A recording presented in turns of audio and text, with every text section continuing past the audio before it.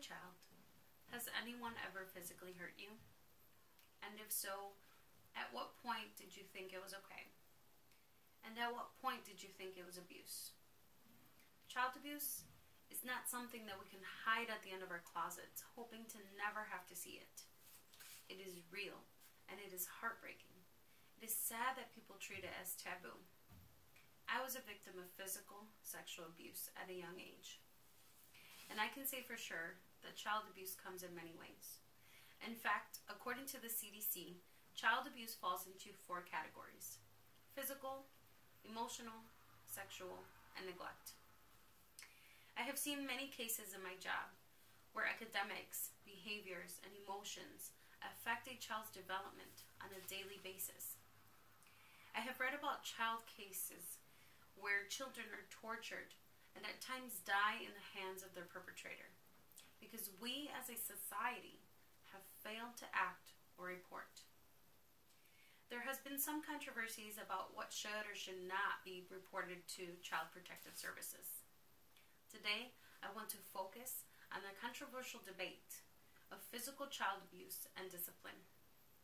What are the effects and how to prevent and raise awareness? Physical abuse, according to the Mayo Clinic, is defined when a child is purposely physically injured or put at risk of harm by another person. The signs of physical abuse can be visible, but also hidden. The Wisconsin Department of Children and Families identifies signs of abuse as bruises, burns, fractures, and marks on the body from objects such as belts or cords. Some less visible signs are abnormal, aggressive, or fearful behaviors. So what is considered discipline? Discipline is okay if it does not cause intentional damage, emotional or physical harm to a child. According to lawinfo.com, there is no law against spanking unless it was an unreasonable punishment or the degree of the injury was harsh. Registered nurse Michelle Babilia states that spanking is not physical abuse, but discipline, unless they are using an object other than their bare hand. But I have learned from Hispanic families that a short smack in the hand and the famous chancla is also a use of discipline. On the other hand, any degree of sexual abuse is abuse, anywhere from inappropriate touching to penetration, because no child is unintentionally sexually abused, because no child is ever capable of consenting what they do not know. Now that you know the differences between child physical abuse and discipline, let's move on to the effects. What are the effects of child abuse? Physical child abuse has several ways of affecting a child throughout its entire life. From my experience, children fall academically behind. They isolate themselves from others, and they tend to fall into depression or develop anxiety. The American Psychological Association affirms that physical abuse can cause developmental delays and behavioral problems in children. It was also concluded that the consequences for later in life are much more severe. Victims become abusers, suicidal, substance abusers, and live early sexual active lives. Physical abuse contributes to the majority of child abuse fatalities in the U.S., as reported by American Journal of Public Health. Child abuse can be fatal. The statistics provided by the American SPCC found that on average, 5 children die from child abuse on a daily basis. 5. And children under the age of 1 were the most vulnerable to child maltreatment.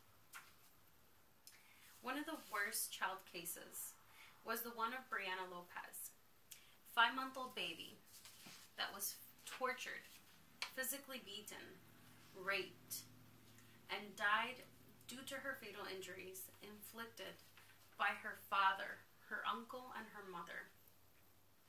The National Child Abuse Statistics reports that 80% of child fatalities involve at least one parent. Since her death, Baby Brianna's case was used to implement a new law called Baby Brianna's Law in New Mexico to punish child abusers with more severity. It is said that child abuse is underreported.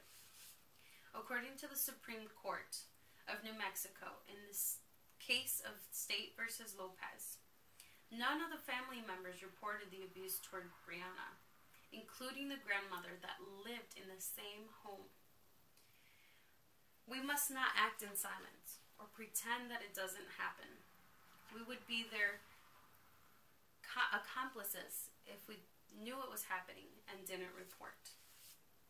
We have seen the effects, and we have seen a real child abuse case. Which brings me to my final point of reporting to prevent and raise awareness. What can we do? Educate. Educate the community.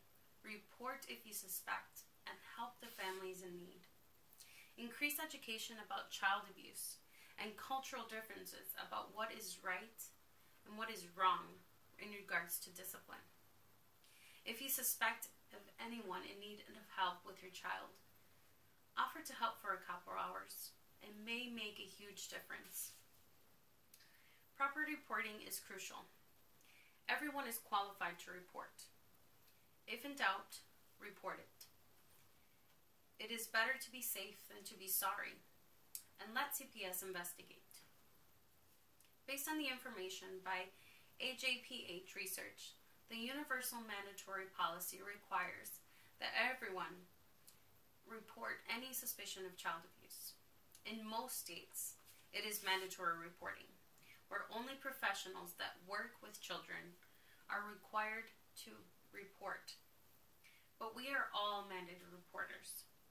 I feel that mandated reporters need more training because forms and videos is simply not enough. It is in our power to speak up. We need more than just April Child Abuse Awareness Month. We need more psychological centers for families to be treated. We need to advocate for more child caseworkers, since the ratio of the child caseload is higher than the workers. We can take it upon ourselves to be good citizens and report. Of course, we can't assume that every child that is depressed is a victim of abuse, but if we're educated, we can pick those out. I conclude that as a reminder, it is not an easy task to report and to accuse someone of child maltreatment. But don't let that fear take away a child's life because you were too afraid to be involved. We are not judges to persecute, but we do have the power to help and end abuse. Today, you have learned what is considered abuse, what it can do to a child, why it is important to report and raise awareness. We must step out of our comfort zone and put fear aside to report, because it could be the last time you see that child alive. We could be their only voice and their only chance of survival. So please, help end child